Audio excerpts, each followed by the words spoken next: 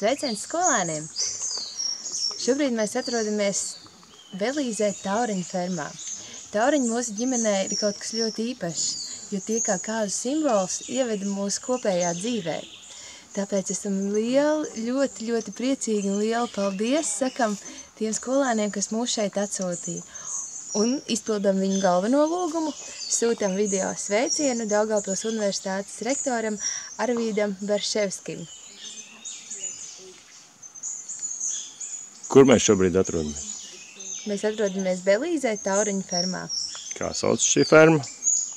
Green Hills, jeb Zaļie kalni. Un kuras skolas skolēni mums šo atsūtīja? Mūs šurp atsūtīja Daugavpils skolēni. Un paldies viņiem, vai ne? Paldies viņiem. Ļoti priecājamies.